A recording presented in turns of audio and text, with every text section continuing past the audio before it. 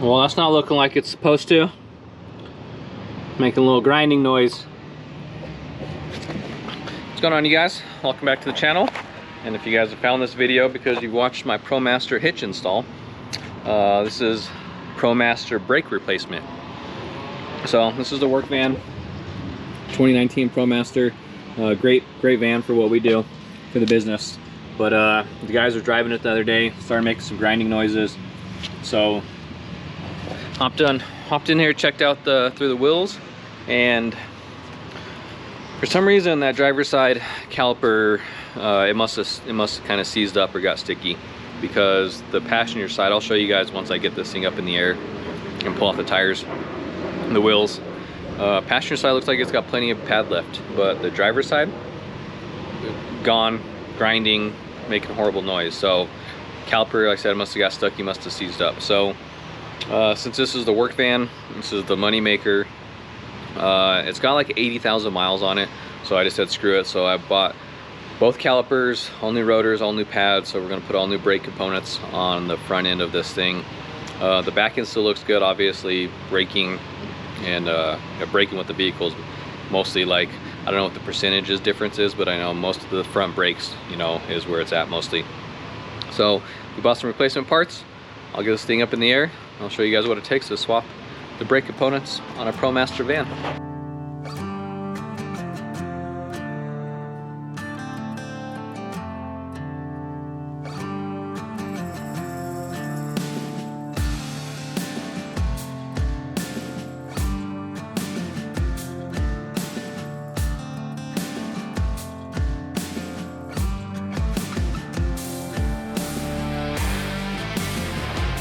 All right, this is what a good rotor, good pads. Yeah, I don't know if you can see the, let me see if I turn the light on here again.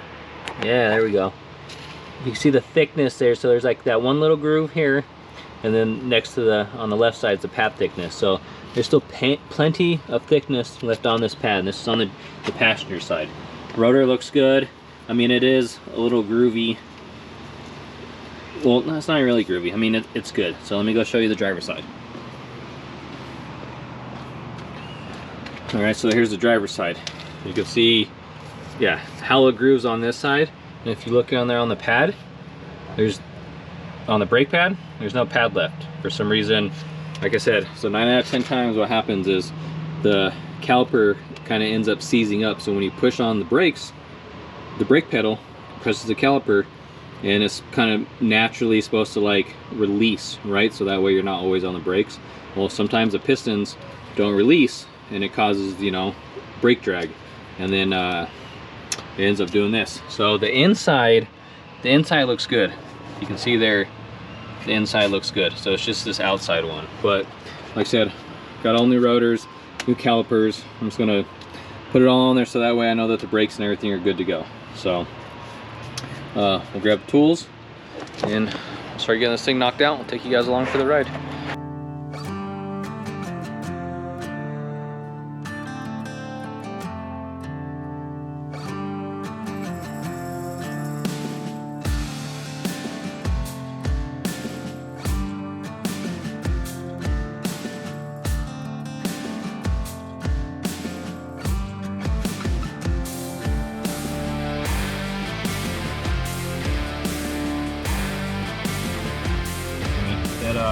These kind of always come with like a oil and stuff on them, so I always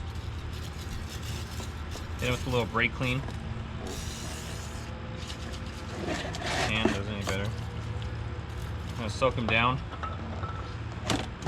Grab a rag. We got some rags.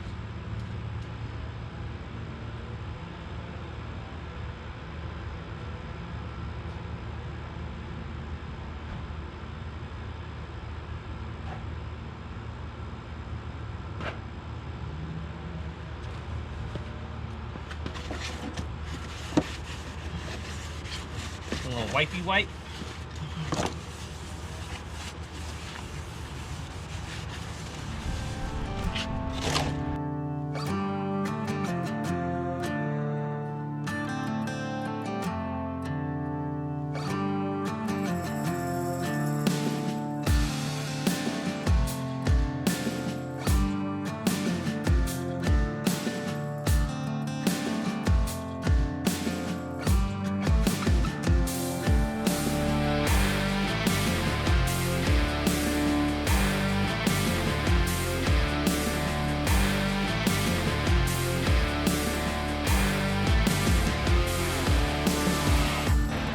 Alright, let's bring it back here for a little ride. So I always leave the caliper hooked up to the brake line until I already got the new stuff on.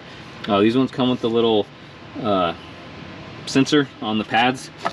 They're like a weird sensor to let you know when your pads are getting low. If it's not obvious and makes horrible grinding like over on the driver's side. So, and since the driver's side, since the outer wore down, the inner was still fine. I said there's still plenty, so like you didn't throw the warning light or anything like that to let you know that the pads were getting low. But you gotta make sure that you feed it through that little hole here in the caliper. This guy, it wraps over here and it gets plugged in to this right here. So, and this comes with the new little clip. As you can see on the old one, it's got like a little retaining clip for the wire and everything there. So we'll get that slapped on real quick and then get this brake line swapped over.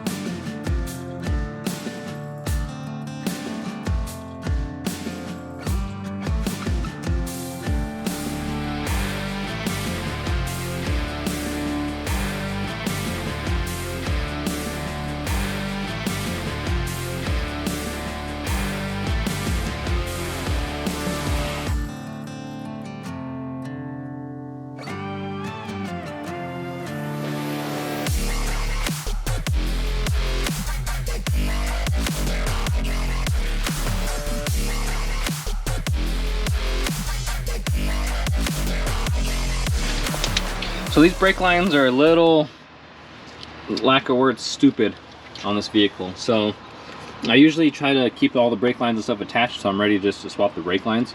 Well, this one doesn't have like a flare nut or nothing like that. So like the whole line has to get twisted.